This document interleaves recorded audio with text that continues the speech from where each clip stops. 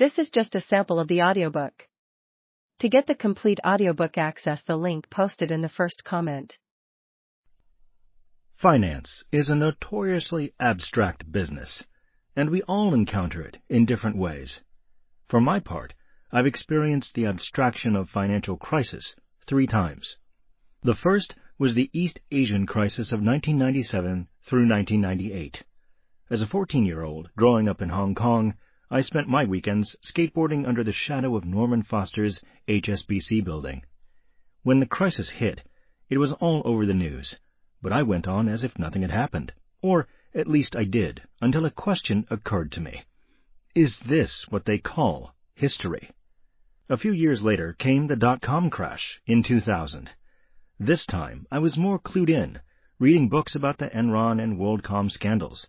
Yet my experience of this new episode had the memory of the last one folded into it. Is this what the financial system does? I asked myself. Next came the global financial crisis of 2008. I was about to begin a doctoral thesis on how the meaning of the Asian crisis had changed over time. Only now I found that episode taking on yet another shape as a new crisis unfurled around me.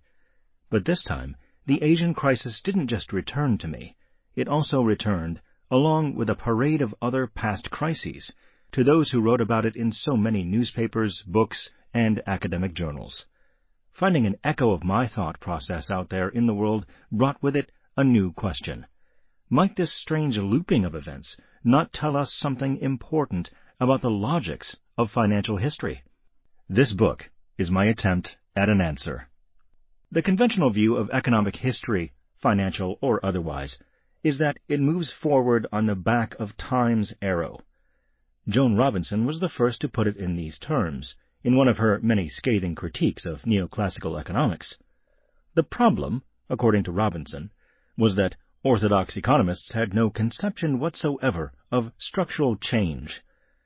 By imagining the market as a kind of perpetual balancing mechanism, they had lost sight of economy's developmental character. Her response was to advance a set of interrelated claims about time and history. First, the economic process was historical. Second, the historical process entailed a particular temporality. And third, historical time was irreversible. The result was an image of history in which the progressive character of time carried economic systems forward through a series of states, stages, or phases. Hence, time's arrow. Robinson's position is now so accepted that it's rarely commented on. But when it comes to thinking historically, something important gets lost when we deploy the image of time's arrow. Rather than simply flying forward, time also folds back on itself, taking shape through the cultural memories and imagined pasts that circulate within any one present.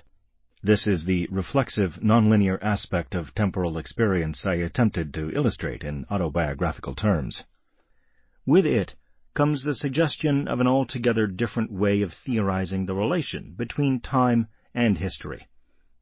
If historical time cannot be reduced to chronological time, then the developmental process of history becomes scrambled.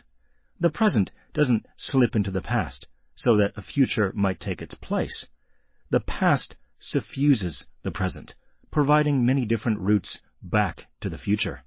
That is the key contention of this book. What we normally think of as history is neither a simple process of linear development, nor a neutral means of recording such change over time.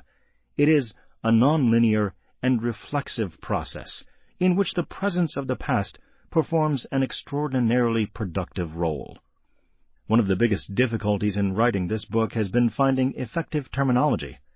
There's an inescapable ambiguity surrounding the term history, but as is so often the case, there are good reasons to stick with the problem rather than go around it. In my case, the book deals with modes of temporal experience that are intimately tied to the discipline of history. Time, through the lens of historical discourse, rather than time in general. It also seeks to establish a link between this particular coupling of time and history and the referent of historical discourse, typically understood in terms of historical change or development.